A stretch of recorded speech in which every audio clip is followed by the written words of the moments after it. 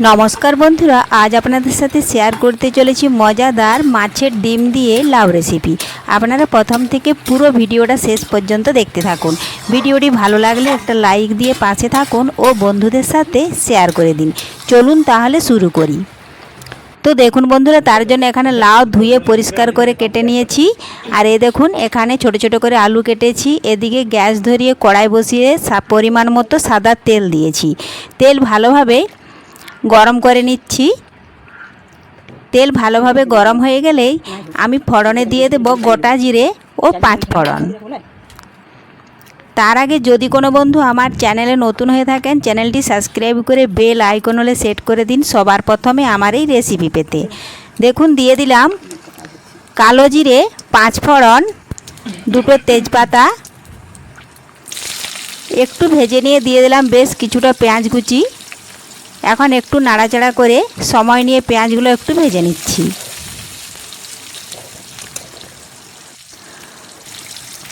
তো দেখুন বন্ধুরা পেঁয়াজগুলো ভাজা হয়ে এসেছে। এখন আমি ছোট ছোট করে আলু কেটে ধুয়ে রেখেছি।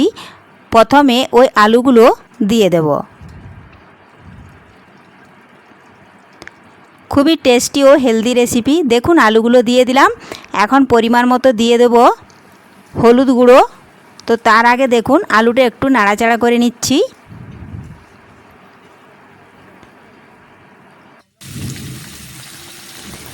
দেব পরিমাণ মতো লাল লঙ্কার গুঁড়ো। ঝালটা আপনারা আপনাদের পছন্দ মতো দেবেন। যে যতটাই ঝাল খেতে পছন্দ করেন সে কিন্তু ততটাই ঝাল দেবেন। দেখুন নাড়াচাড়া করে হলুদ লঙ্কা গুঁড়ো আলুর সাথে মিশিয়ে নিলাম। এখন সবশেষে দিচ্ছি আদা, জিরে, গোলমরিচ, কাঁচা লঙ্কা ও দারচিনি বাটা। একসাথে সমস্ত কিছু শিলপাটায় বেটে নিয়েছি, দিয়ে দিলাম। এখন ভালোভাবে আলুগুলো একটু কষিয়ে নিচ্ছি মশলার সাথে। আলুগুলো ভালোভাবে কষিয়ে নিচ্ছি কারণ লাউ দিয়ে দিলে লাউটা কিন্তু অনেক কষানোর সাথে অনেক জল বের হবে, তাতে কিন্তু মশলাটা ভালোভাবে কষানো যাবে না। এজন্যই আমি আলুগুলো দিয়েই আলুর সাথে মশলাটা ভালোভাবে কষিয়ে নিচ্ছি। তাহলে মশলা থেকে কাঁচা গন্ধ অনেকটাই চলে যাবে।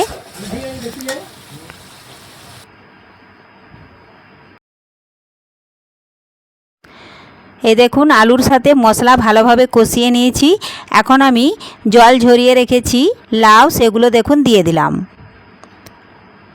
এখন ভালোভাবে মশলার সাথে লাউটা নাড়াচাড়া করেই মিশিয়ে নেব। এই দেখুন এইভাবে মিশিয়ে নিচ্ছি। আর লাউটা কিন্তু অনেকটাই কচি, এই জন্য কচি লাউ সব সময় ধুয়ে কেটে নিলেই ভালো হয়, তাহলে বেশি জল ধরবে না। এখন দিয়ে দিচ্ছি আমি পরিমাণ মতো বা স্বাদ মতো লবণ। দেখুন লবণটা দিয়ে নাড়াচাড়া করে মিশিয়ে এখন আমি বেশ কিছুক্ষণ ঢাকা দিয়ে রেখে দেব।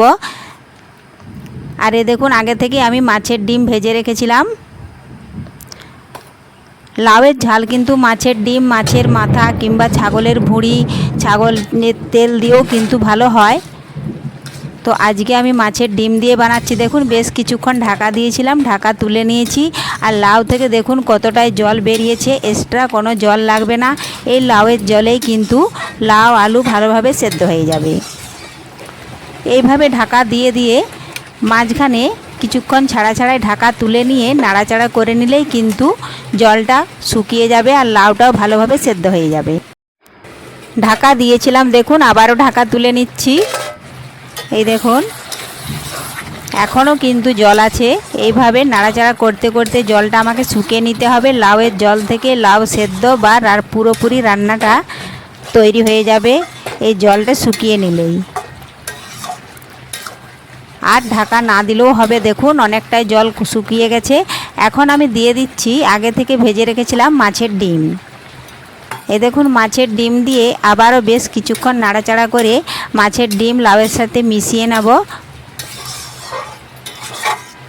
তাহলেই তৈরি হয়ে গেল খুব সহজেই মাছের ডিম দিয়ে লাউ রেসিপি। তো বন্ধুদের আজকের এই রেসিপি কেমন লেগেছে অবশ্যই কমেন্ট করতে ভুলবেন না।